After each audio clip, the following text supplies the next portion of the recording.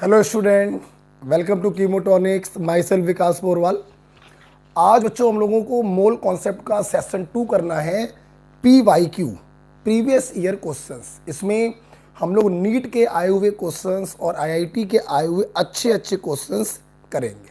Right, तो समय बर्बाद नहीं करना है, आइए सीधे क्वेश्चन चालू करते हैं। और बेटा एक बात बता दें, आप अपनी तरफ का नेट देख लिया करो, हमारे तो सब कुछ सही चल रहा है। बस एक बार बता दो, आवाज क्लियर आ रही है?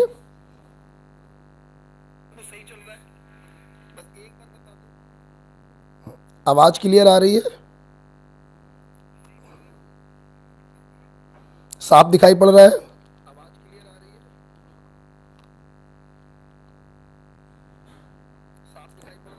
Okay okay okay, thank you Virat. Okay, so दिखाई भी साफ पड़ रहा है, यस बिल्कुल साफ दिखाई पड़ रहा है। ठीक है, okay, so let's start mole concept session 2 previous year questions. चलिए चलते हैं। पहला क्वेश्चन क्या है भाई? पहला क्वेश्चन है, in which case is number of molecules of water are maximum. आपसे पूछा है किसमें वाटर के नंबर मैक्सिमम होंगे। तो सबसे पहले मैं आपको बताना चाहूंगा कि मोल का सेकंड फार्मूला होता है नंबर अपॉन एवोगैड्रो नंबर। आपको मालूम है Avogadro number is a constant value. तो हम कह सकते हैं जिसका मोल ज़्यादा होगा उसमें नंबर भी ज़्यादा होगा। राइट, तो आइए अपन ऐसा करते हैं, तीनों के मोल निकाल लेते हैं। राइट, देखिए आपको पहला दिया गया है 18 ml ऑफ वाटर। वाटर का मतलब है लिक्विड वाटर, और अगर ये लिक्विड वाटर है तो इसमें हम 22,400 से डिवाइड नहीं कर सकते, because third formula of mole is valid only for gas, जबकि ये क्या है? लिक्विड। क्या किया जाए? डेंसिटी का इस्तेमाल करेंगे। हम सबसे पहले क्या करेंगे, इस वॉल्यूम में डेंसिटी से मल्टीप्लाई करके इसका मास निकाल लेंगे। तो मास बराबर वॉल्यूम इंटू डेंसिटी होती है 1, तो मास आ गया 18 ग्राम। और इस मास में हम मॉलिकुलर वेट से डिवाइड करेंगे वाटर के, जो कि 18 होता है। तो 18/18, पहले वाले ऑप्शन में मोल्स कितने आ गए? 1। दूसरे वाले ऑप्शन में सीधे वेट दे दिया गया है, कोई इशू ही नहीं उठ रहा है। तो मोल बराबर आ गया weight in gram upon molecular weight, so it is 10⁻⁻² mole. Third वाले में अपन को कुछ करना ही नहीं है, सीधे अपन को क्या दिया गया है? मोल दिया गया है। राइट, थर्ड वाले में वॉल्यूम दिया गया है at 1 atmosphere 0 degree Celsius, STP की कंडीशन है। और अगर ये कंडीशन STP की है और आपको दिया क्या गया? वेपर दिया गया है, मतलब गैस दिया गया है, कंडीशन भी STP की है, हम थर्ड फार्मूले का इस्तेमाल कर सकते हैं। Means mole is equal to, आपको वॉल्यूम दिया गया है 1 2 3 4, 22.4 इंटू 10⁻⁻4 लीटर डिवाइडेड बाई 22.4। तो चौथे वाले में मोल्स कितने आ गए? 10⁻⁻4। आप देख के बताइए सबसे ज्यादा मोल्स कहां पर आ रहे हैं? तो सबसे ज्यादा मोल्स आ रहे हैं फर्स्ट में। तो सबसे ज्यादा नंबर ऑफ मॉलिक्यूल भी किसमें होंगे? फर्स्ट में होंगे। कोई इशू तो नहीं है बच्चों? मैं एक बार कैमरा जरा देख लूं यार। हाँ यार, चल तो बढ़िया रहा है ना? ठीक है, आइए तो चलिए हम लोग एक स्टेप आगे चलते हैं। तो बहुत ही सिंपल से लॉजिक हम लोगों ने क्या देखा, जिसमें मोल्स ज़्यादा होंगे वहाँ पर नंबर भी ज़्यादा होंगे। मोल निकालने के लिए वॉल्यूम में 22,400 से डिवाइड करते हैं गैस के लिए एट STP, और अगर गैस नहीं है, लिक्विड है, तो पहले वॉल्यूम को मास में बदलते हैं, फिर मास से हम लोग मोल निकालते हैं। राइट, हाँ कोई बच्चा ट्रिक बोल रहा है, मैंने अभी भी देखा किसी बच्चे ने ट्रिक का इस्तेमाल किया है। हाँ, कौन था भाई? कोई था ये। हाँ, ये टीएम कोसी करके जो लिख रहे हैं बेटा, जो ट्रिक करते हैं ना, तो ट्रिक कहाँ पे घुस जाती है हम ये बताना नहीं चाहते। इसलिए जो है ये ट्रिक कुछ नहीं होता है। हमें ट्रिक उस जगह पे इस्तेमाल करनी चाहिए जहां पर या तो हमें कंफ्यूजन हो, आई एम हाईली कंफ्यूज्ड, या फिर जहां पर हमें मालूम हो कि ऐसे क्वेश्चन हर साल पूछे ही जाने, तो वहां पे ट्रिक इस्तेमाल करिए बेटा। ऐसे आप हर क्वेश्चन के लिए ट्रिक्स बनाएंगे ना तो ये बिल्कुल बेकार है, आप परेशान हो जाएंगे, आप फ्रस्ट्रेट हो जाएंगे। इतने छोटे से कॉन्सेप्ट के लिए आप ट्रिक बनाएंगे बेटा, बिल्कुल भी ट्रिक के पीछे मत भागिए। जो ट्रिक के पीछे भाग रहा है वो सिर्फ और सिर्फ अंधेरे में जा रहा है, ये ध्यान रखिएगा, राइट। अदरवाइज सभी लोग जानते हैं कि ट्रिक्स हम कितनी सारी देते हैं, लेकिन जहां जरूरत है वहां पे ट्रिक दिया जाएगा। ये थोड़ी ना कि हर जगह छोटे मोटे क्वेश्चनों में ट्रिक देने लगेंगे, no never. 20 gram of magnesium carbonate sample. बेटा हमारे पास मैग्नीशियम कार्बोनेट का सैंपल है 20 ग्राम, राइट। मैंने इसको गर्म किया। मेटल कार्बोनेट को गर्म करने पर हमें मेटल ऑक्साइड मिलता है और कार्बन डाइऑक्साइड गैस रिलीज हो जाती है, राइट। इन्होंने बोला अपन को 8 ग्राम मैग्नीशियम ऑक्साइड मिल रहा है। अच्छा, बताइए इसकी परसेंटेज प्योरिटी क्या होगी। देखिए, जो स्टूडेंट हम मेरे से क्लास में पढ़े हुए उनको मालूम है, जब भी कोई क्वेश्चन परसेंटेज प्योरिटी का होता है तो एक बात हमेशा ध्यान रखना कि जिसका भी परसेंटेज प्योरिटी पूछा जाए, हम उसके दिए गए वेट को कभी भी कैलकुलेशन में यूज नहीं करते हैं, मोल में यूज नहीं करते हैं, क्योंकि this is the weight of impurity plus weight of pure substance. ये वेट हमारे किसी काम का नहीं है। हमें सबसे पहले निकालना पड़ेगा इस कंपाउंड के प्योर वेट को, और फिर हम लोग लगा देंगे अपना फार्मूला कि परसेंटेज प्योरिटी बराबर उस कंपाउंड का प्योर वेट बटे क्वेश्चन में दिया गया टोटल वेट इनटू 100। तो हमारी जो घड़ी की सुई है वो किस पे आके रुक गई है कि इसका प्योर वेट हम कैसे निकालें। मैंने आपको ये बताया है कि amount of product is always governed bye pure amount of reactant. अगर आपने क्लास करी है आपको मालूम होगा। आप क्या करिए, आप इन दोनों के बीच में पोरवाल सर की ट्रिक सीएन रूल लगा दीजिए। अच्छा, हो सकता है कुछ ऐसे बच्चे देख रहे हो जिन्होंने हमसे नहीं पढ़ा है तो उनको सीएन रूल नहीं मालूम होगा, तो हम कॉन्सेप्ट से कर देते हैं। क्या 1 मोल MgO अगर बनेगा तो 1 मोल MgCO3 की जरूरत होगी। आप क्या करिए, यहां पर इसके मोल निकाल लीजिए। मैं सीएन रूल से नहीं कर रहा हूं, मैं कॉन्सेप्ट से कर दे रहा हूं। मोल बराबर वेट इन ग्राम अपॉन इसका मॉलिक्यूलर वेट 24 और 16 कितना आएगा 40 8 × 40.2। अब 1 मोल MgO को बनाना है तो 1 मोल MgCO3 की जरूरत पड़ेगी। 0.2 मोल MgCO3 को अगर बनाना है तो 0.2 मोल MgCO3 की जरूरत पड़ेगी। अगर हम इसमें MgCO3 के मॉलिक्यूलर वेट से मल्टीप्लाई कर दें, 24 + 12 + 16 = 48 कितना आएगा 84 आएगा। से अगर अपन मल्टीप्लाई कर दें तो वेट आ जाएगा 2 चौको 8 2 अट्ठे 16 16.8 ग्राम। ये बच्चों इसका प्योर वेट आ गया। हमें परसेंटेज प्योरिटी निकालनी थी, तो परसेंटेज प्योरिटी बराबर उस सब्सटेंस का प्योर वेट अपॉन क्वेश्चन में दिया गया टोटल वेट इनटू 100। आप देख सकते हैं 20 पंचे 100, 16 पंचे 80, 8 पंच 40, 84%। So this is your right answer. Which one? 84%। The right answer is dear 4। Okay, तो इस क्वेश्चन से हम लोगों ने क्या क्या सीखा? अबे सीखा तो कुछ भी नहीं, सीखा तो क्लास में था, यहां तो सवाल कर रहे हैं फिर भी बोल दे रहे हैं। 2 बातें, जिसका परसेंटेज प्योरिटी पूछा जाए, पहला पॉइंट, उसके दिए गए वेट को कभी भी मोल में यूज नहीं करते। सर्वप्रथम उसके प्योर वेट को कैलकुलेट करते हैं मोल कॉन्सेप्ट की हेल्प से। प्योर वेट को रखेंगे ऊपर, टोटल वेट को रखेंगे नीचे, मल्टीप्लाइड बाई 100, आपका आंसर होगा आपके सामने। राइट, चलते हैं अगले क्वेश्चन की तरफ। अच्छा भाई, तुम भी आ गए हो, चलो आओ आओ, तुम्हें भी देख लेते हैं। क्या है भाई? 1 ग्राम of magnesium is burned with 0.56 gram of oxygen. Burn किया जा रहा है भाई, कर दो बर्न। मैग्नीशियम को ऑक्सीजन में बर्न कर रहे हैं, मैग्नीशियम बदल जाएगा अपने ऑक्साइड में, जो सॉलिड होगा। ऑफ कोर्स ये भी सॉलिड होगा, and O2 is the gas. Right, how much magnesium we have? It is 1 gram, and how much oxygen? It is 0.56 gram. Right, question is which reactant is left? कौन सा reactant बचेगा और कितना बचेगा? हुजूर एक बात बताओ प्रभु, जो लिमिटिंग रिएजेंट होगा वो तो पूरा खत्म हो जाता है, बचेगा कौन बे? लिमिटिंग के बगल वाला, एक्सेस वाला। तो इसका मतलब अपन को सबसे पहले ये निकालना है कि which one is the limiting reagent. आपको मालूम है लिमिटिंग निकालने के लिए पहला काम, रिएक्शन क्या होनी चाहिए? बैलेंस। बैलेंस कर दी।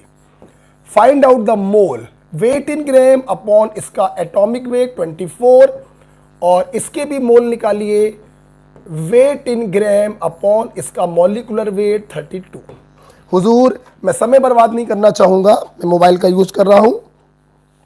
राइट, तो मोल ऑफ मैग्नीशियम आ गए 1/24, इट इज 0.0416, और यहां पे बच्चे आया 0.56/32, it is 0.0175।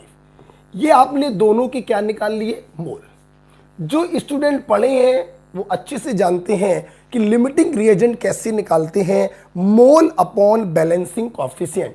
This value divided by 1 इतना ही आएगा, and this value divide by 1/2, 2 चला गया ऊपर, तो 17 दूनी 34 हो जाएगा। फिर भी ये जो अमाउंट है ये कम अमाउंट रहेगा, ये ज्यादा है, तो लिमिटिंग कौन हो जाएगा? ऑक्सीजन। समझे कि नहीं समझे? कैसे निकालते हैं लिमिटिंग? फिर देख लीजिए, लिमिटिंग रिएजेंट निकालने का तरीका होता है मोल डिवाइडेड बाई कोएफिशिएंट। जो वैल्यू मिनिमम आ जाती है हम उसी को कहते हैं लिमिटिंग रिएजेंट। इसके मोल में 1 से डिवाइड करेंगे 0.0416 आएगा, और इसके मोल में 1/2 करेंगे, 2 चला जाएगा ऊपर, 17 दूनी 34। ये वैल्यू छोटी आ रही है, यही लिमिटिंग है। अगर ये लिमिटिंग है तो 100% क्या हो जाएगा? खत्म हो जाएगा, कुछ भी शेष नहीं बचेगा। शेष कौन बचेगा? बगल वाला।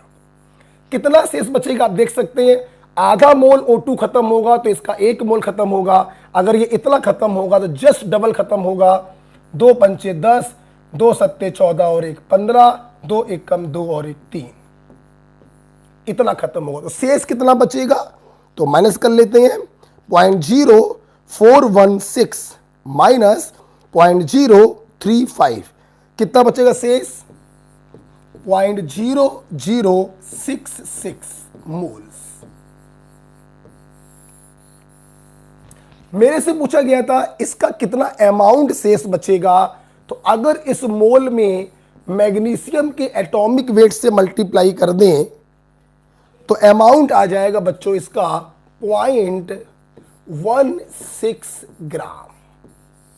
तो आइए देखते हैं हमारा कौन सा आंसर होगा। तो लिमिटिंग कौन है? ऑक्सीजन। तो एक्सेस में कौन होगा? मैग्नीशियम। तो बचेगा कौन? मैग्नीशियम। तो ऑक्सीजन वाले तो आंसर ही नहीं हो सकते, आंसर कौन से होंगे? मैग्नीशियम वाले। कितना मैग्नीशियम बच रहा है? 0.16 gram. The right answer is dear first. Right, तो इस क्वेश्चन से आप लोगों ने क्या सीखा?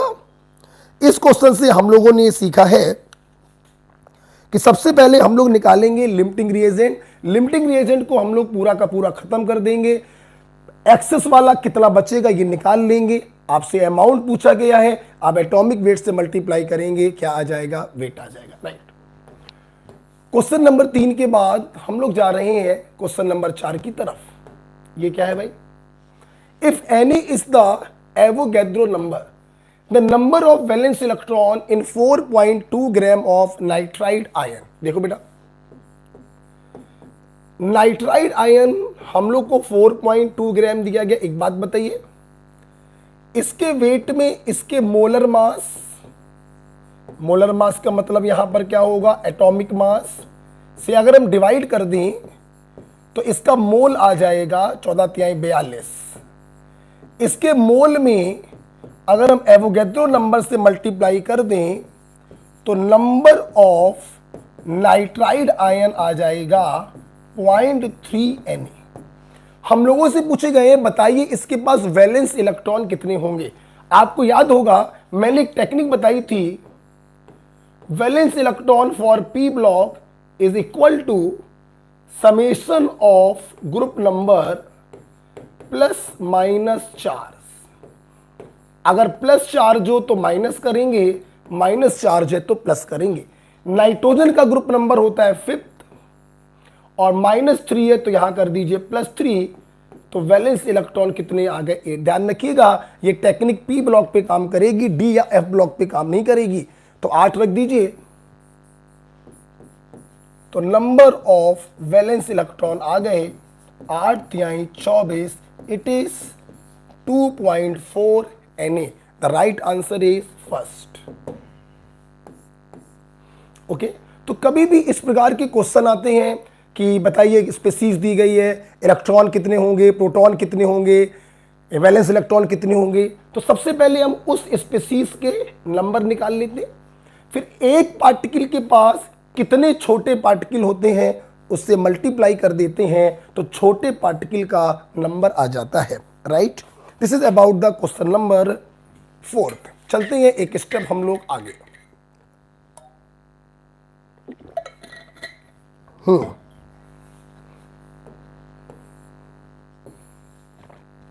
इस वाले क्वेश्चन बच्चों देखो, आईआईटी जेईई मेंस 2012 का क्वेश्चन है। नीट के बस उतने क्वेश्चन मैंने लिए थे, बाकी सारे क्वेश्चन जेईई मेंस के हैं।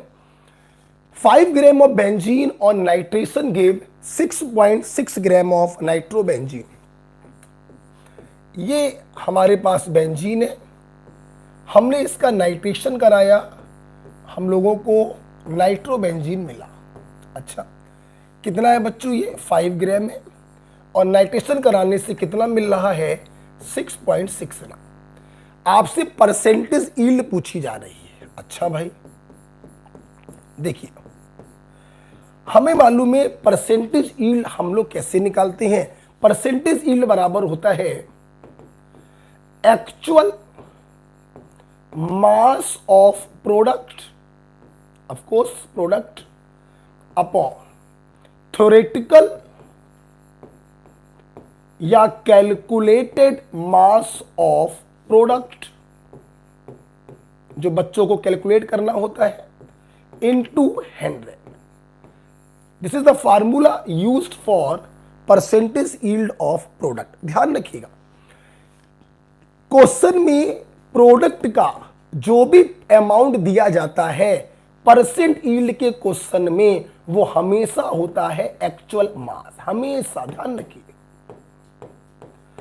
अगर परसेंट यील्ड का क्वेश्चन आपसे पूछा जा रहा है तो प्रोडक्ट का जो मास आपको दिया गया होगा वो हमेशा एक्चुअल मास होगा।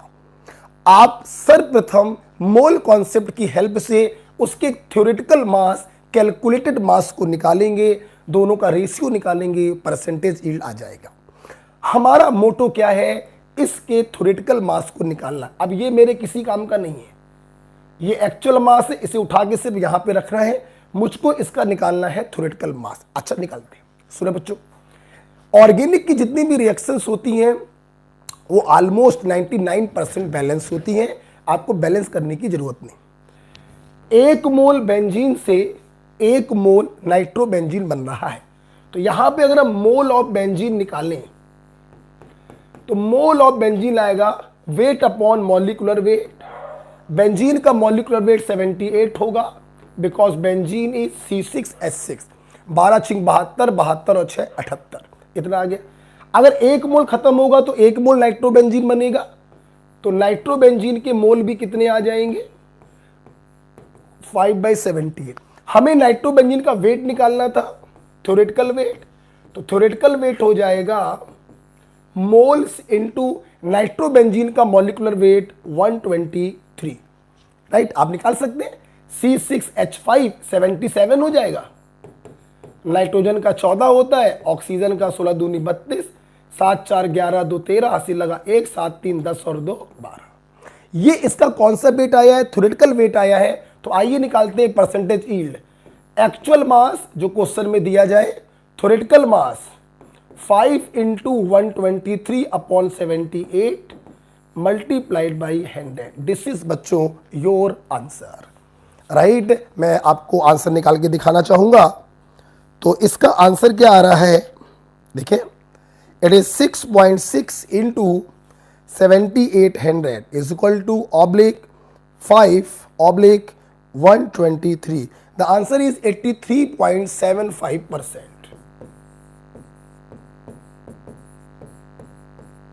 This is your answer, the right answer is C. तो हम लोगों ने इस क्वेश्चन से क्या सीखा है? हम लोगों ने इस क्वेश्चन से सीखा कि परसेंट यील्ड के क्वेश्चन में प्रोडक्ट का जो अमाउंट दिया जाता है वो हमेशा एक्चुअल मास होता है।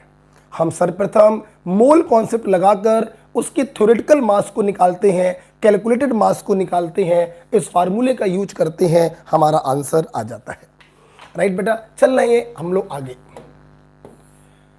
अगला क्वेश्चन अगेन जेईई मेंस का एक नेक्स्ट क्वेश्चन हमारे पास है। आइए, complete combustion of 1.8 gram of N oxygen containing compound. हमारे पास एक बच्चों ऑक्सीजन कंटेनिंग कंपाउंड है 1.8 ग्राम। हम लोगों ने इसका कंप्लीट कंबस्शन किया, ऑक्सीजन से रिएक्शन कराया, पूरा का पूरा कार्बन CO2 में बदलेगा और पूरा का पूरा हाइड्रोजन वाटर में बदलेगा। हम लोगों को 2.64 ग्राम CO2 मिल रहा है और हम लोगों को 1.08 ग्राम वाटर मिल रहा है। आपको बताना है what is the percentage of oxygen in this compound. कल एनसीईआरटी वाला जो सेशन हम लोगों ने किया था वहां पर भी इस प्रकार के क्वेश्चन किए थे। फील करिए, जितना वेट कार्बन का CO2 के अंदर होगा उतना ही वेट कार्बन का इस कंपाउंड के अंदर होगा। जितना वेट हाइड्रोजन का वाटर के अंदर होगा उतना ही वेट हाइड्रोजन का इस कंपाउंड के अंदर होगा। बस दैट्स इट। यहां पर आपको कार्बन का वेट निकालना है, मैं डायरेक्ट निकालने जा रहा हूं। देखिएगा, CO2 के वेट में CO2 के मॉलिक्यूलर वेट से डिवाइड किया, CO2 का मोल आ गया। 1 मोल CO2 में 1 मोल कार्बन एटम है, तो इतने ही मोल कार्बन के होंगे। कार्बन के मोल में कार्बन के एटॉमिक वेट से मल्टीप्लाई कर दिया तो बच्चों ये वेट ऑफ कार्बन आ गया। अगर इतना कार्बन CO2 के अंदर है तो इतना ही कार्बन इस कंपाउंड के अंदर भी होगा, तो यहां पर कार्बन का वेट भी इतना ही होगा, राइट। आपको निकालना है कार्बन का परसेंटेज, तो कार्बन का परसेंट हो जाएगा, कार्बन के वेट में आप इस कंपाउंड के वेट से डिवाइड कर दें मल्टीप्लाइड बाई 100, तो बच्चों ये क्या आ गया, कार्बन का परसेंटेज आ गया। बिल्कुल इसी प्रकार से हम लोग हाइड्रोजन का परसेंटेज भी निकाल सकते। कैसे? यहां पर वाटर के मोल निकाले हम लोगों ने, मोल आ गए। 1 मोल वाटर में 2 ग्राम एटम हाइड्रोजन है, तो इतने मोल वाटर में इतने ग्राम एटम हाइड्रोजन के होंगे। ये हाइड्रोजन के ग्राम एटम आ गए multiplied by atomic weight of hydrogen, तो ये हाइड्रोजन का वेट आ गया। जितना वेट यहां पर होगा उतना ही वेट यहां पर होगा, वहां पे जगह नहीं है हमारे पास, मैं यहां पे कर रहा हूं। तो weight of hydrogen to that compound is also equal to this.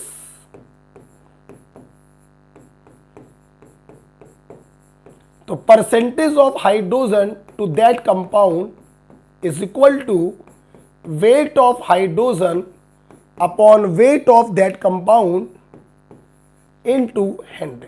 एक बात बताइए, कार्बन का परसेंटेज आपने निकाल लिया, हाइड्रोजन का परसेंटेज आपने निकाल लिया, 100 में से दोनों के परसेंटेज को माइनस कर दीजिए तो ऑक्सीजन का परसेंटेज आ जाएगा। मींस आपको लास्ट में लगाना है परसेंट ऑफ ऑक्सीजन बराबर 100 minus percent of carbon plus percent of hydrogen. Right, आप कर लेंगे, मैं सॉल्व नहीं करूंगा, सॉल्व आपको करना। ये देखिए एक तरीका हो गया मोल कॉन्सेप्ट की हेल्प से। आप जानते हैं जिस दिन आप लोग पढ़ लेंगे एस्टिमेशन ऑफ ऑर्गेनिक कंपाउंड, तो वहां पर आपको इतना खूबसूरत तरीके से करने की कोई जरूरत नहीं पड़ेगी। वहां पे आपको एक डायरेक्ट फार्मूला बताया जाएगा परसेंटेज ऑफ कार्बन और परसेंटेज ऑफ हाइड्रोजन को निकालने का। ये बहुत ही खूबसूरत तरीका है, मतलब इस तरीके से पढ़ने से बहुत जबरदस्त कॉन्फिडेंस हमारे अंदर आता है। फिर भी मैं आपको एक डायरेक्ट तरीका भी बताने जा रहा हूं, हुजूर गौर से देखिएगा, आपको समझ में ये आ गया होगा। या देखिएगा एक डायरेक्ट तरीका देखते हैं। अगर आपको ऐसे नहीं करना है, सुनो बेटा, एस्टिमेशन ऑफ ऑर्गेनिक कंपाउंड में आप एक फार्मूला पढ़ेंगे सीधे, परसेंट ऑफ कार्बन बराबर 12/44 into weight of carbon dioxide upon weight of organic compound into 100। ये लीजिए, कार्बन का परसेंटेज आ गया, हाइड्रोजन का परसेंट निकालना है, direct formula 2/18 into weight of water upon weight of organic compound into 100। ये लीजिए, क्लियर। दोनों के परसेंट को जोड़कर 100 में से माइनस कर देंगे तो ऑक्सीजन का परसेंटेज आ जाएगा। ये एक फार्मूला होता है जो एस्टिमेशन ऑफ ऑर्गेनिक कंपाउंड में आपको पढ़ाया जाएगा। राइट, क्वेश्चन नंबर 6 के बाद हम लोग जा रहे हैं क्वेश्चन नंबर 7 की तरफ। देखिए क्या है भाई,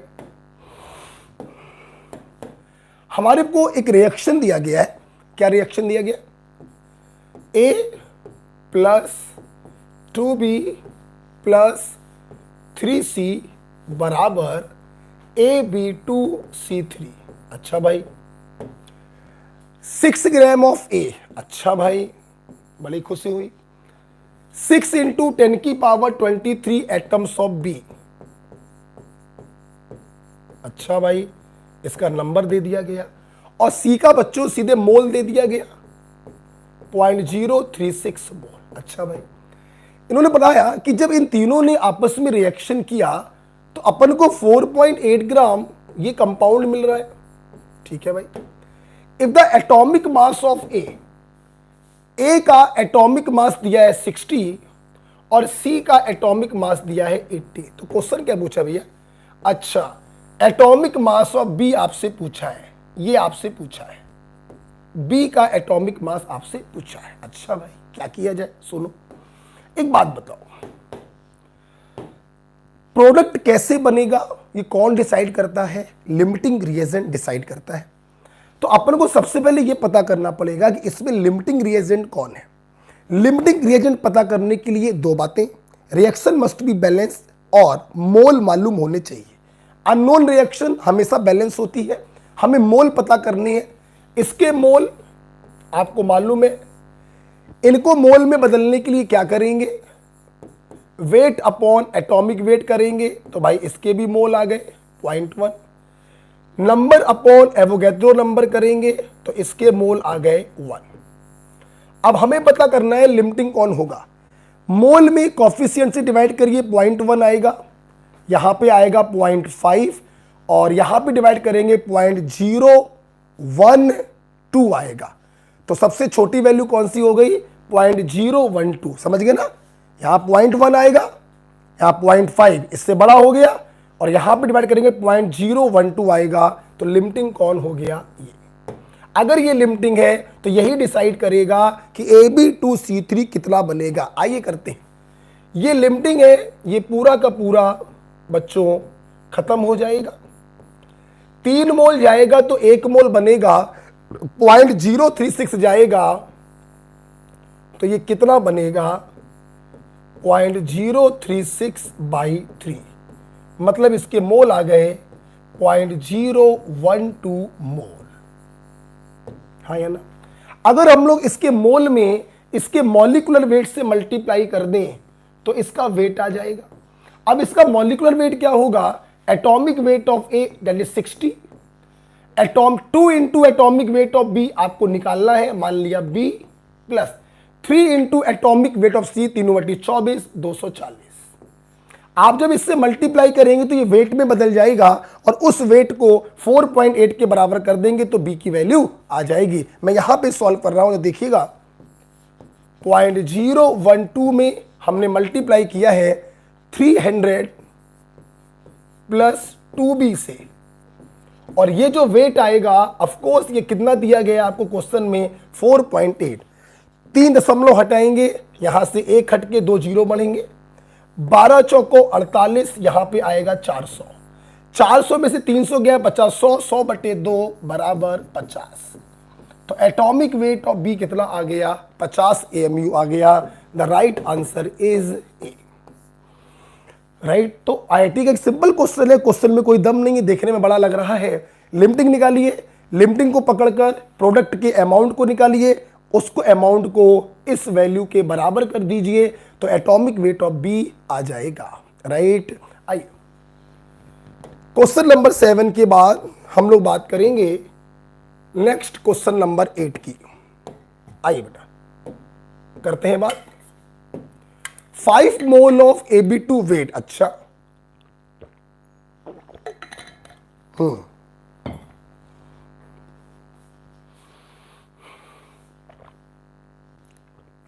देखिए 5 मोल Ab2 का वेट दिया है। अगर अपन 1 मोल किसी कंपाउंड का वेट निकालें तो वही उसका मॉलिक्यूलर वेट कहलाता है।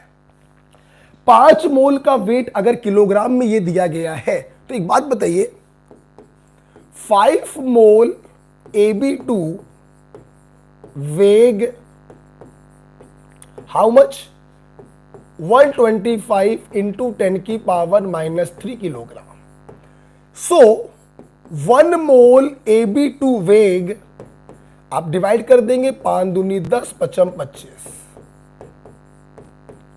तो ये क्या बन जाएगा? This is the molecular weight of Ab2 in kilogram, of course in kilogram. Right, अच्छा 10 मोल ऑफ A2B2 का वेट दिया गया है, तो अगर 10 मोल A2B2 का वेट दिया गया है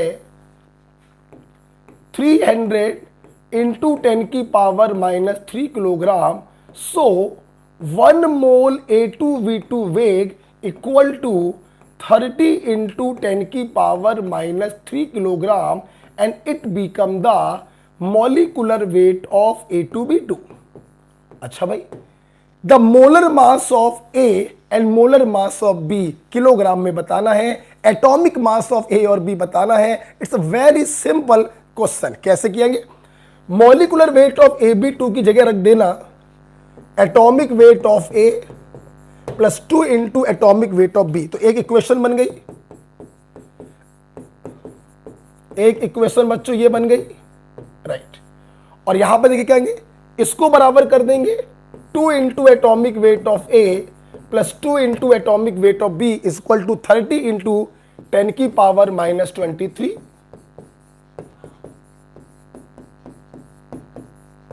इक्वेशन 2 बन गई। आपको A और B का वैल्यू निकालना है, वही उसका एटॉमिक मास होगा। 2 इक्वेशन है, 2 अननोन है। Very simple question. आप सेकंड वाले में फर्स्ट वाले को माइनस कर दीजिए, आप सेकंड वाले में फर्स्ट वाले को माइनस कर दीजिए, तो यहां से यहां कैंसिल हो गया, ये A आ गया।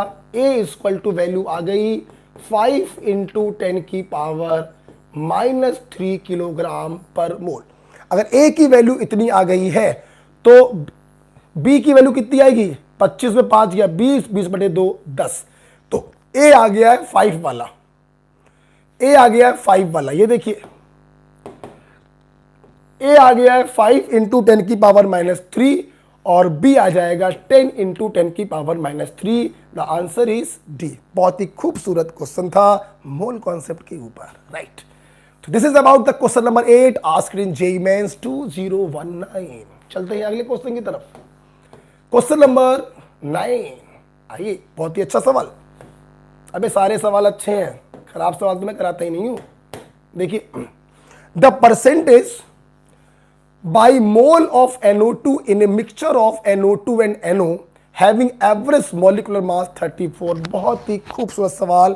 यस कैटरीना कैफ है, बिल्कुल बेटा। देखो क्या है, NO2 और NO, ये एक मिक्सचर दिया गया है और इस मिक्सचर का एवरेज मॉलिक्यूलर मास दिया गया है 34। अच्छा, आपसे क्वेश्चन पूछा गया है कि इस मिक्सचर के अंदर NO2 का बाई मोल परसेंटेज बताना है। Percentage by mole of NO2 बताना है। अच्छा भाई देखना, आपको याद होगा मैंने आपको एक फार्मूला लिखवाया था, क्या,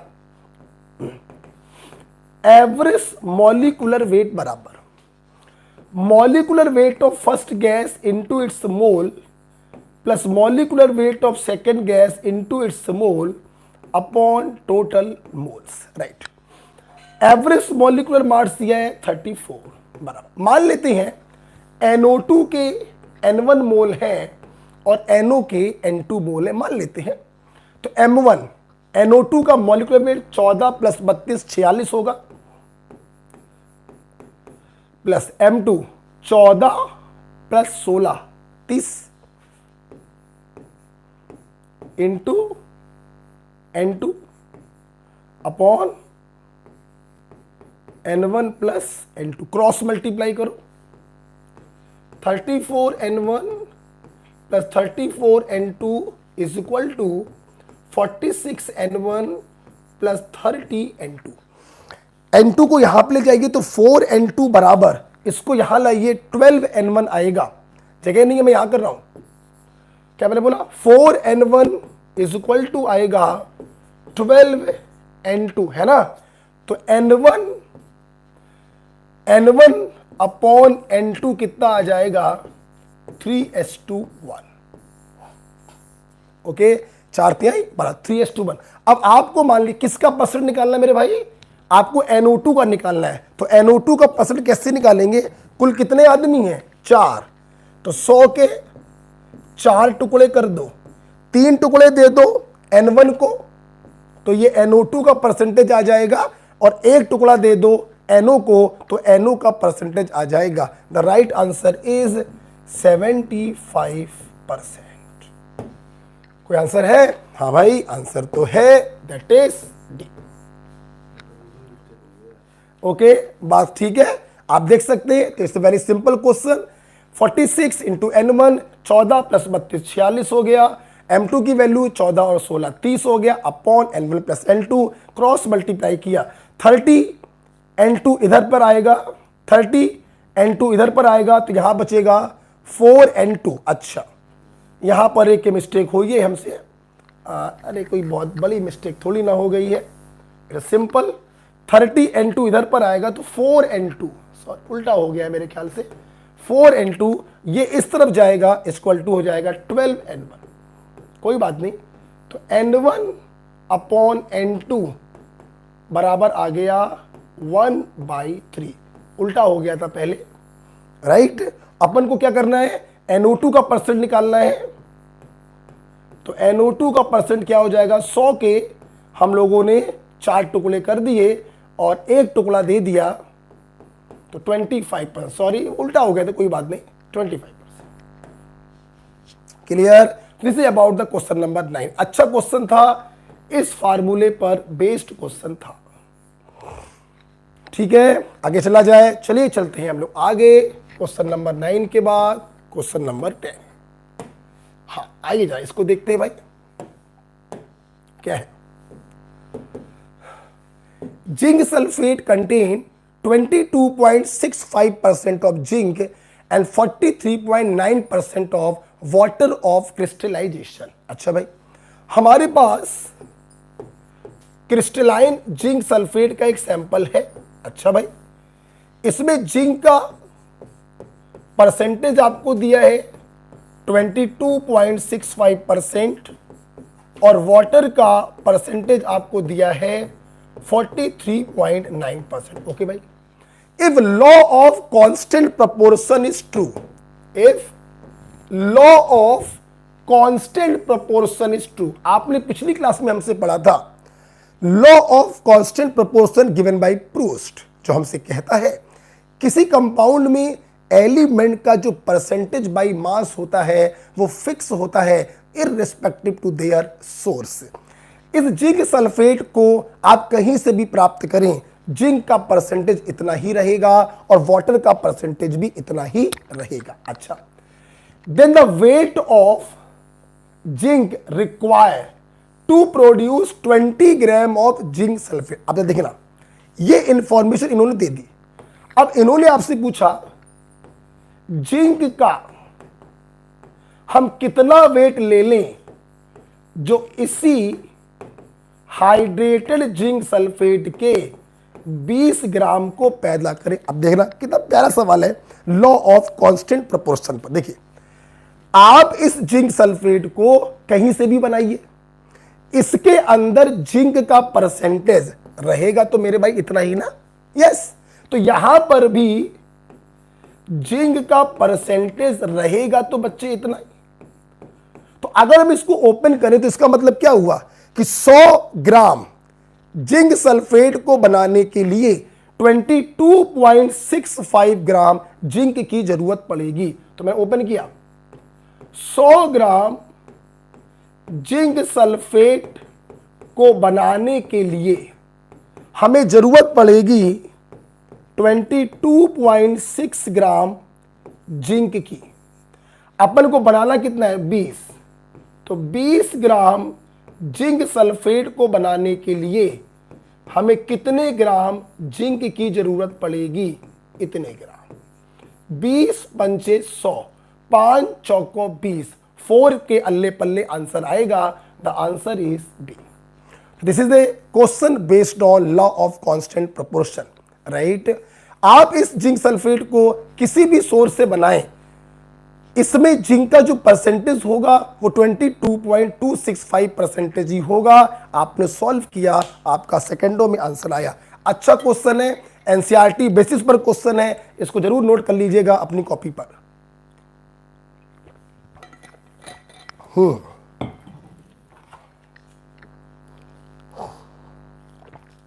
10 क्वेश्चन हो गए हैं, अब मैं आपके सामने आ रहा हूं, राइट।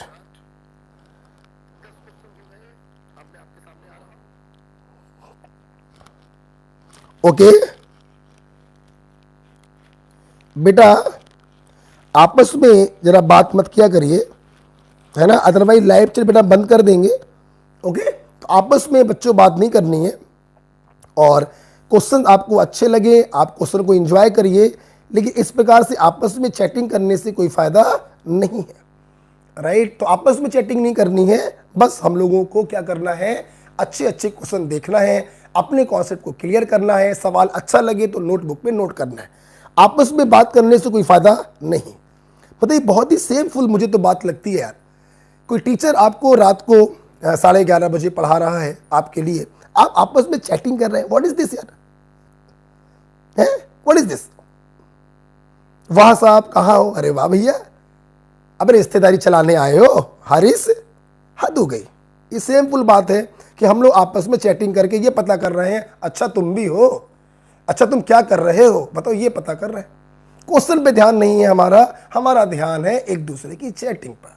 सिलेक्शन कहां से हो भैया, पढ़ाई पे तो ध्यान ही नहीं।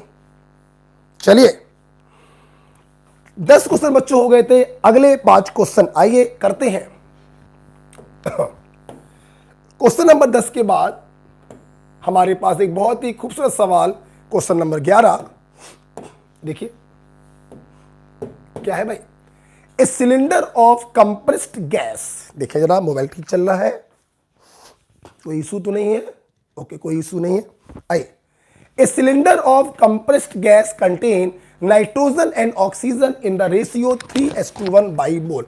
देखिए हमारे पास एक सिलेंडर है जिसमें नाइट्रोजन और ऑक्सीजन का बच्चों रेशियो दिया है 3:1 बाई मोल।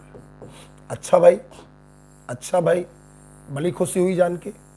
अच्छा, if the cylinder is known to contain 2.5 into 10⁴ gram of oxygen. इन्होंने एक बात आपको और बता दी,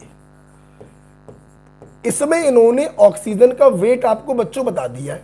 अच्छा भाई, तो what is the total mass of gas, आपसे टोटल मास पूछा जा रहा है। चलिए, सारे क्वेश्चन बहुत ही अच्छे हैं, सारे क्वेश्चन आपके नीट और आईआईटी के लिए हैं, बहुत अच्छे क्वेश्चन हैं, कंसेप्चुअल क्वेश्चन हैं। देखिए बिल्कुल नए टाइप के क्वेश्चन है। आप देखिए अगर आपको वेट ऑफ गैस निकालना है तो हमें चाहिए है वेट ऑफ नाइट्रोजन और वेट ऑफ ऑक्सीजन। अब ऑक्सीजन का वेट तो दिया है, अगर नाइट्रोजन का वेट मिल जाए तो अपना आंसर आ जाए। अब क्या किया जाए, सुनो मेरे भाई, ये जो रेशियो दिया गया है ये बाई मोल दिया गया। अगर इनके रेशियो में हम इनके मॉलिक्यूलर वेट से मल्टीप्लाई कर दें तो रेशियो बाई वेट आ जाएगा। 3/24, 3 दूनी 6, 2 8, 84:2 32, ये बाई मास आ जाएगा। और शॉर्ट कर सकते हो आप, 4 से काट दीजिए तो 4 दूनी 8, 4 एकम 4 और 4 8 जा 32। आप ये भी लिख सकते हैं। ओके, कहने का बच्चों ये मतलब हुआ कि क्या मैं इसको ऐसे लिख सकता हूं कि इस बर्तन में वेट ऑफ नाइट्रोजन है 21x ग्राम और वेट ऑफ ऑक्सीजन है 8x ग्राम। अब अपन लोग क्या करेंगे, इस 8x ग्राम को, इस 8x ग्राम को इसके बराबर कर दें। 2.5 इंटू 10⁴। तो यहां से अपने को क्या मिल जाएगा, x का वैल्यू मिल जाएगा 8×24, लगभग 0.3 इंटू 10⁴, राइट। अगर मेरे को x का वैल्यू मिल गया तो x की वैल्यू को अपन अगर यहां पे रख दें तो नाइट्रोजन का वेट मिल जाएगा 21 इंटू x की वैल्यू 0.3 इंटू 10⁴। कितना आएगा ये, 3 एकम 3, 3 दूनी 6, 6.3 इंटू 10⁴। तो अगर पूरी क्लास ध्यान से देखें तो ऑक्सीजन का वेट तो पहले से अपन को मालूम था, ये दिया गया है, और नाइट्रोजन का वेट हम लोगों ने ये निकाल लिया। आप देखिए दोनों वेट को आप जोड़ दीजिए, 6 2 8 और 5 3 8, लगभग 8 point something into 10⁴। Yes, C is the right answer. आप सोच रहे होंगे सर आप बोल रहे हैं 8.8 और यहां पे लिखा है 9.06। मेरे भाई आपने 2.5 को 2.4 मान के सॉल्व कर लिया था, इसलिए दशमलव में डिफरेंस आ रहा है 8.8, या आप बोल सकते हैं 9.0 इंटू 10⁴। तो बहुत अच्छे सवाल मैं आपके लिए लेकर आया हूं, ध्यान रखिए इन सवालों से आपके कॉन्सेप्ट बहुत अच्छे बिल्डअप होंगे। ओके, तो बाई मोल को मॉलिक्यूलर वेट से मल्टीप्लाई किया, बाई मास आ गया। बाई मास में मैंने नाइट्रोजन का मास मान लिया 21x ग्राम और ऑक्सीजन का मास मान लिया 8x ग्राम। ऑक्सीजन का मास आपको दिया गया था तो 8x gram equal to this, तो x इक्वल टू 0.3 इंटू 10⁴। इस x की वैल्यू को यहां पे रख दिया तो नाइट्रोजन का वेट आ गया 6.3 इंटू 10⁴। दोनों को ऐड कर दीजिए तो टोटल मास आ गया 8.8 इंटू 10⁴। 8.8 इंटू 10⁴ सबसे पास में किसके है, सी के। The right answer is C. Okay, after question number 11,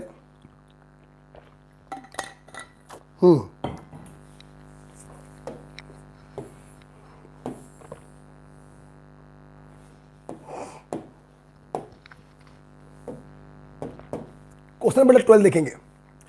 0.0833 mole of A carbohydrate.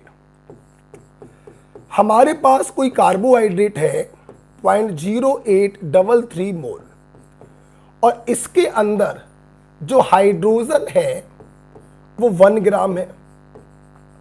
तो इन्होंने पूछा बताइए इसका मॉलिक्यूलर फार्मूला क्या होगा। ये क्वेश्चन, एक बात बताओ, मॉलिक्यूलर फार्मूला को डिनोट क्या करता है, 1 मोल। भाई 1 मोल का मास मॉलिक्यूलर मास, और molecular mass is equivalent to molecular formula. तो एक बात बताओ, अगर मैं ये पता कर लूं कि 1 मोल इस कंपाउंड में कितने ग्राम हाइड्रोजन है, तो उतने ही ग्राम हाइड्रोजन उसके मॉलिक्यूलर फार्मूले में भी उपस्थित होगी, क्योंकि एक mole is equivalent to molecular formula. तो सुनना बच्चों, इतने मोल इस कंपाउंड में 1 ग्राम हाइड्रोजन है, तो 1 मोल इस कंपाउंड में कितने ग्राम हाइड्रोजन होगी। आप इसको डिवाइड कर लेंगे तो आपका ये 12 ग्राम आएगा। ओके, मतलब 1 मोल उस कंपाउंड के अंदर 12 ग्राम हाइड्रोजन होनी चाहिए। तो इनमें से जिस फार्मूले में 12 ग्राम हाइड्रोजन होगी वही उसका मॉलिक्यूलर फार्मूला होगा। आप देखिए 10 इंटू 1, 10 ग्राम हाइड्रोजन यहां आ रही है, यहां कितने ग्राम आ रही है 10 ग्राम। 4 into 1 4 gram, 22 into 1 22 gram and 12 into 1 12 gram. The answer is it clear? Okay, चलिए चलते हैं एक स्टेप आगे। एक अच्छा क्वेश्चन था, सारे क्वेश्चन अच्छे हैं, बस आप अगर अच्छे से करें। क्वेश्चन नंबर 13 देखेंगे, क्या है भाई?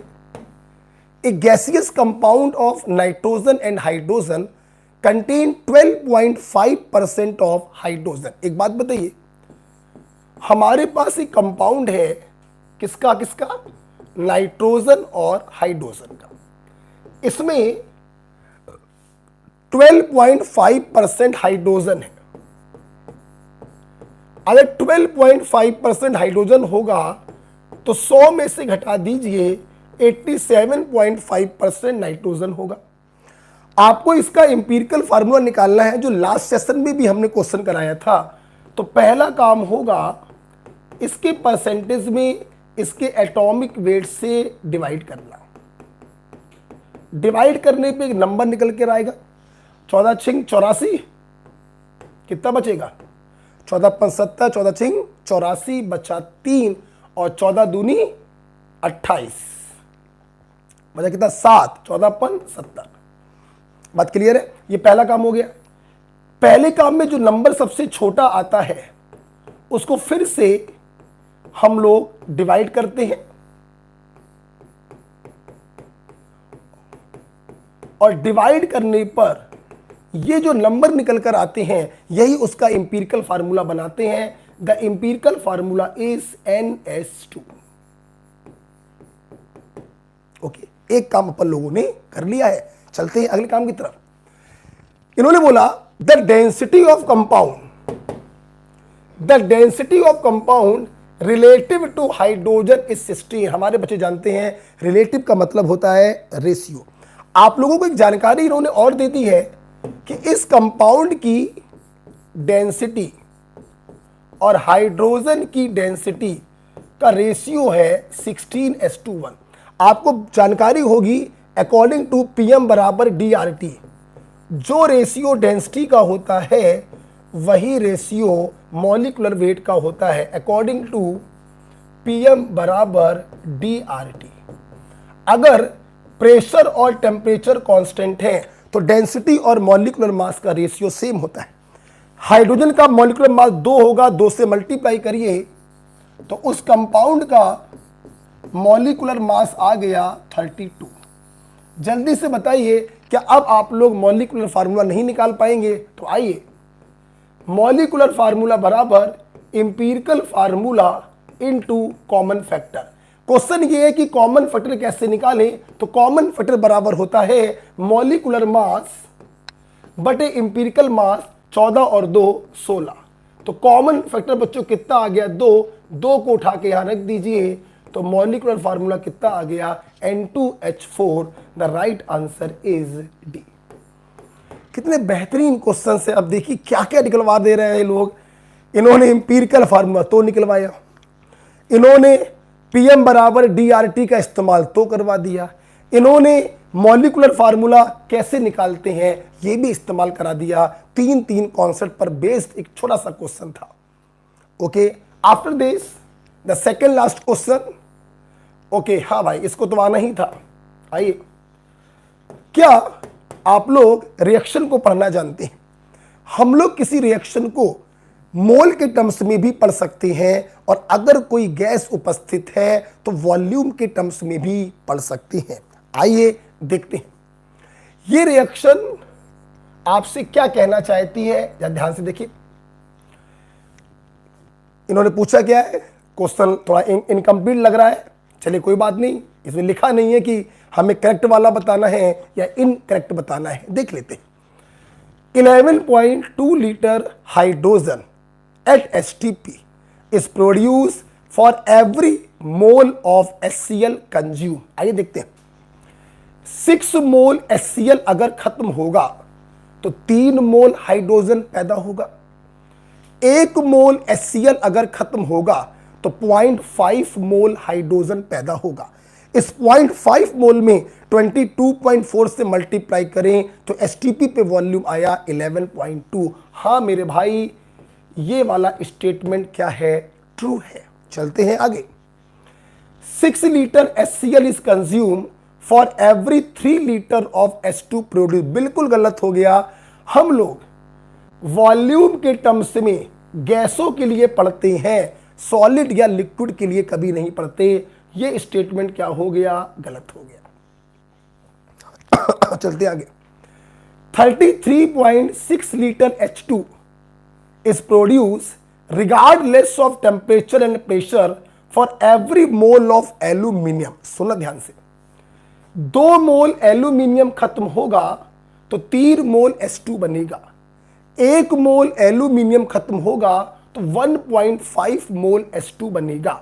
1.5 में 22.4 से मल्टीप्लाई कर दें तो कितना आएगा, 33.6। मतलब आपको लग रहा है कि ये तो बिल्कुल सही लिखा हुआ है कि 1 मोल एल्यूमिनियम अगर खत्म होगा तो 33.6 लीटर हाइड्रोजन पैदा होगा। सही लग रहा है ना, सही तो है। लेकिन ध्यान दीजिए, इन्होंने क्या लिख दिया, regardless of temperature and pressure. ये गलत हो गया।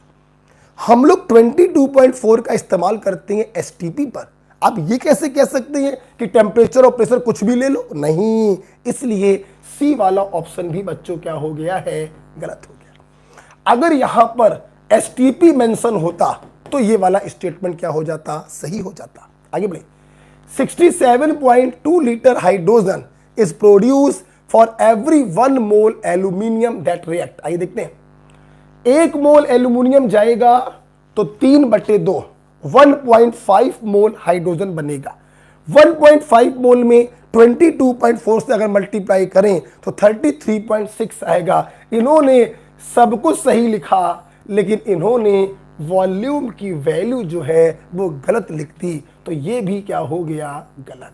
इसका मतलब है इस क्वेश्चन में पूछा गया होगा which is the correct statement. The correct statement is 1। समझ में आया? बहुत ही प्यारा क्वेश्चन था, आईआईटी में पूछा गया था, शायद 2007 में ये क्वेश्चन पूछा गया था। आइए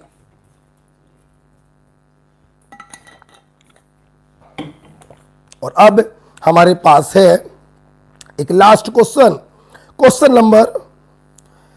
नंबर लास्ट, और ये इडियोमेट्री का क्वेश्चन है। ये गलती से इन्होंने लिख दिया है नीट, नहीं, ये नीट का क्वेश्चन बिल्कुल नहीं है।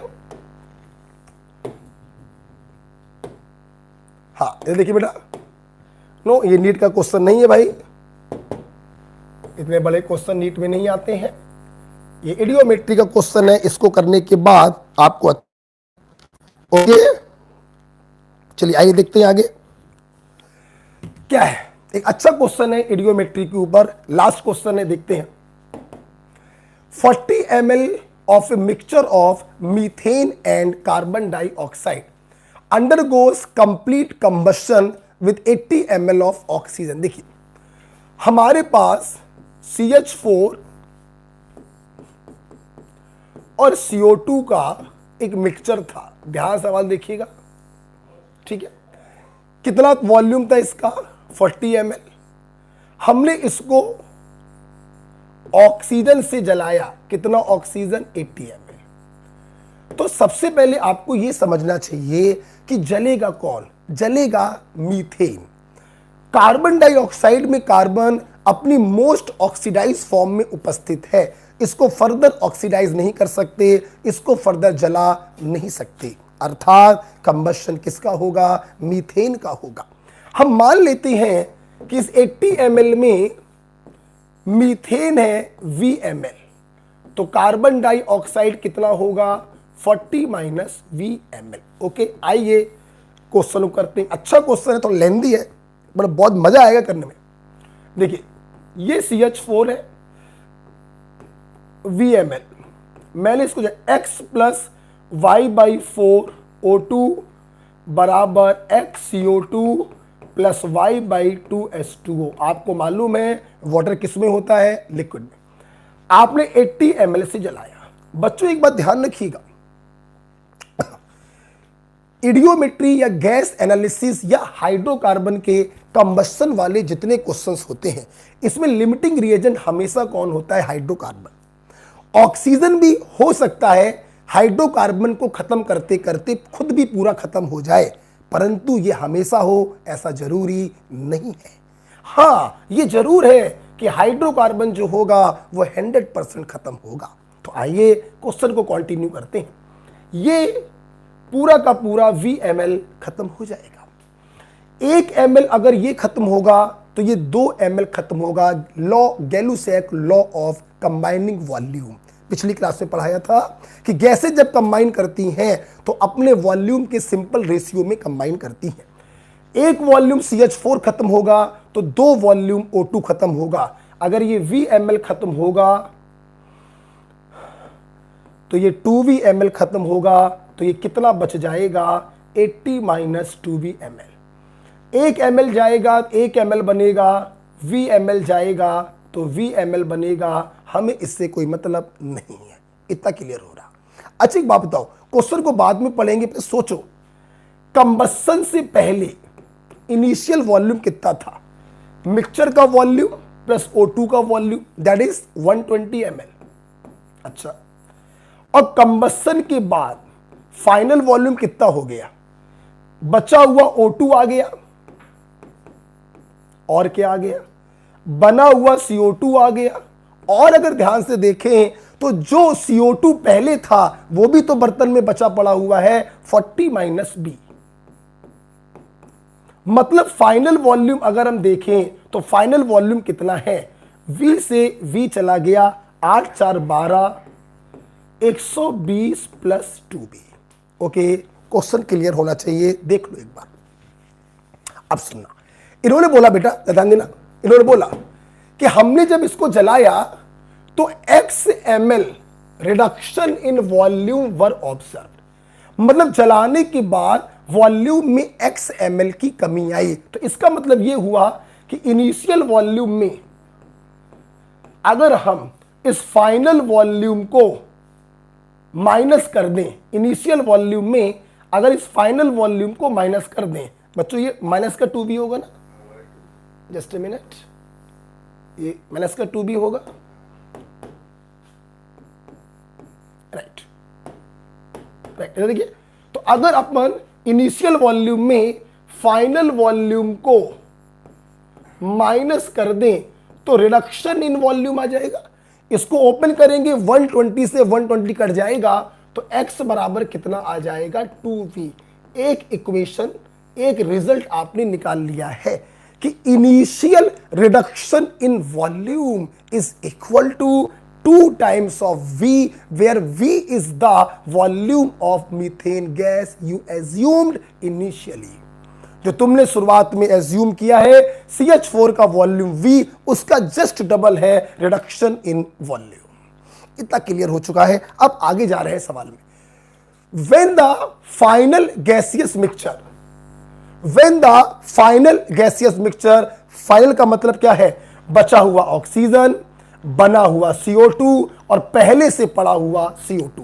When final gaseous mixture was passed through alkaline pyrogalol, alkaline pyrogalol oxygen को एब्जॉर्ब कर लेता है, तो इसने कहा 20 ml वॉल्यूम घट गया। अबे एक बात बताओ, हमने गैसेस मिक्सचर को पास किया, ठीक, बाहर मान लो O2 भी था और बहुत सारी गैसें थी, यहां पे एल्कलाइन पैरागोनॉल था, हमने इसको पास किया, इसने O2 को पकड़ लिया, बाहर बची हुई गैस निकल गई। तो वॉल्यूम में जो कमी होगी वो O2 के वॉल्यूम के बराबर होगी, क्योंकि O2 को एब्जॉर्ब कर लिया है, इसीलिए तो वॉल्यूम में कमी आ रही है। तो वॉल्यूम में जो कमी आ रही है वो O2 के वॉल्यूम के बराबर होगी। तो ये जो 20 ml रिडक्शन आपको दिया जा रहा है ये O2 के वॉल्यूम के बराबर होगा। तो 80 माइनस 2V बराबर 20। तो बच्चों V की वैल्यू कितनी आ गई? 30। ये देखिए हम लोग अपने फाइनल रिजल्ट पर पहुंच चुके हैं। तो इन्होंने बच्चों हमसे पूछा क्या है? द वैल्यू ऑफ X पूछा है और वॉल्यूम ऑफ CO2 पूछा है। तो फटाफट आइए, वैल्यू ऑफ X कितना आएगा? तो वैल्यू ऑफ X आ गया 2 इंटू V। तो वैल्यू ऑफ X आ गया है 60 ml और वॉल्यूम ऑफ CO2 पूछा है इन ओरिजिनल मिक्सचर। तो इसकी वैल्यू आ जाएगी 40 minus 30 is equal to 10 ml। तो ध्यान से देखिए आपका आंसर क्या होगा। वैल्यू ऑफ X है 60 और volume of CO2 in initial mixture है 10। The right answer is C. Okay, एक बड़ा क्वेश्चन था बट इसको करने का मतलब समझते हो ना कि आपका दिमाग बहुत तेज चलने लगा, राइट। इसी के साथ आज का सेशन क्या होता है? खत्म। हम लोग मिलेंगे संडे को फिर से शाम को रात के 11 बजे और अब की बार हम लोग मिलेंगे for atomic structure from NCERT। Okay, तो मिलते हैं संडे को। Good good bye, good good bye, right. चलिए, ओके भाई, थैंक यू।